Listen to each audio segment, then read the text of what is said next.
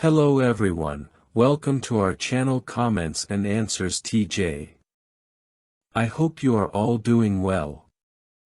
This new week, we will prepare for the comments section. Let's search for hidden gems.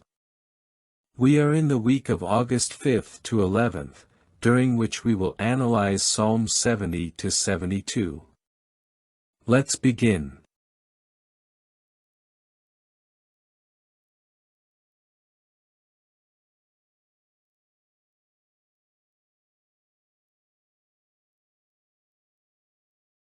The first question is, during Solomon's reign, how was the promise that Jehovah made to Abraham in Genesis 15:18 fulfilled? Before answering the question, let's read the Bible text. Psalm 72:8 says, "He will rule from sea to sea and from the river to the ends of the earth."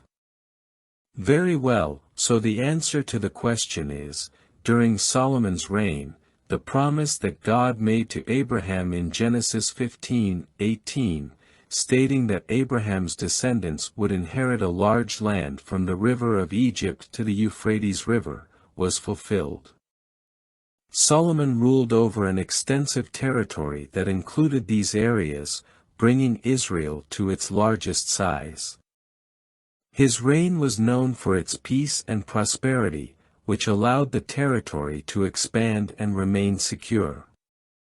Psalm 72:8 reflects this by mentioning that his dominion extended from the sea to the Euphrates River, thus confirming the fulfillment of God's promise. Additional comments: the fulfillment of Jehovah's promise to Abraham during Solomon's reign teaches us about God's faithfulness. Even though many years passed between the promise and its full fulfillment, this fact shows us that Jehovah always fulfills his promises in due time. We can learn to trust that, even if we don't see immediate results, God has a plan and fulfills his promises. This lesson strengthens our faith and encourages us to be patient and trust in God's wisdom and timing. Let's move on to the next question. What spiritual gems have you found about Jehovah, the ministry, and other topics in this week's Bible reading? Psalm 70:1 says, "O God, save me, O Lord, come quickly to help me." Very well, the comment is, this verse shows the urgency with which the psalmist seeks Jehovah's help. It is a powerful example of how we can turn to God in times of distress. The promptness with which the psalmist expects divine intervention can inspire us to have similar trust in Jehovah, believing that he is willing and able to help us quickly. Let's move on to the next comment. Psalm 70:2 says, "May those who want to take my life be put to shame and confusion, may all who desire my ruin be turned back in disgrace."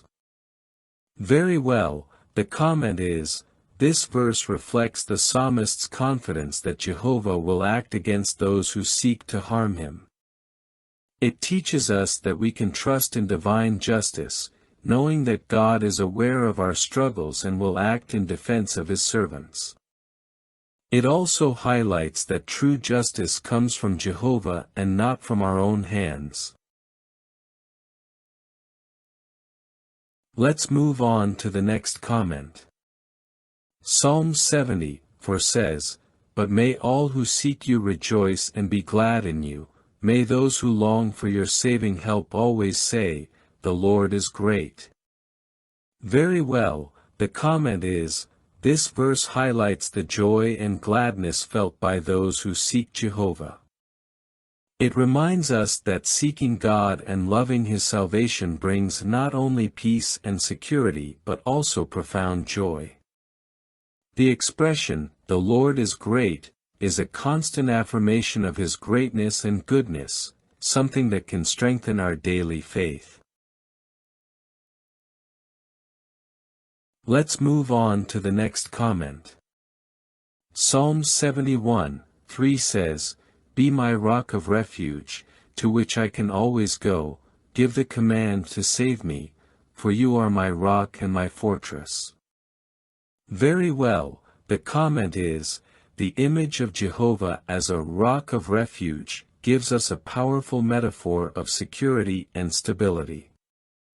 In times of insecurity and change, we can find comfort in Jehovah's constancy and firmness. This verse invites us to see God as our safe refuge, always accessible in any circumstance. Let's move on to the next comment. Psalm 71:5 says, "For you have been my hope, sovereign Lord, my confidence since my youth." Very well, the comment is, this verse highlights a relationship of trust and hope that has developed since the psalmist's youth. It teaches us the importance of developing a strong relationship with Jehovah from an early age, a relationship that can be a constant source of strength and hope throughout life. Let's move on to the next comment. Psalm 71:18 says, "Even when I am old and gray, do not forsake me, my God, till I declare your power to the next generation, your mighty acts to all who are to come." Very well, the comment is, this verse reflects the psalmist's desire to continue proclaiming Jehovah's greatness into his old age. It shows the importance of passing on faith and the wonders of God to future generations. It is a reminder that our testimony and teaching can have a lasting impact beyond our own lifetime. Let's move on to the next comment. Psalm 72:4 says, "May he defend the afflicted among the people and save the children of the needy, may he crush the oppressor." Very well, the comment is, this verse emphasizes the social justice that the king in the psalm, who represents the Messiah, promises. Through his rule, Jehovah deeply cares for the marginalized and oppressed. This vision of a just and compassionate government can motivate us to act with justice and compassion in our own lives, reflecting God's qualities. Let's move on to the next comment. Psalm 72:12 says, "For he will deliver the needy who cry out, the afflicted who have no one to help."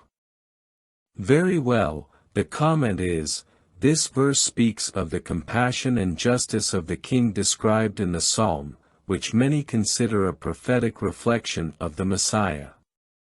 It highlights how Jehovah, through his anointed one, shows deep concern for the needy and oppressed. This teaches us about divine mercy and justice, and how we can imitate these qualities in our daily lives. Well, that was the analysis of the comments and answers for this week's Hidden Gems. I hope it is very helpful to you, my dear brothers and sisters. I send you a big hug, and may Jehovah always bless and protect you.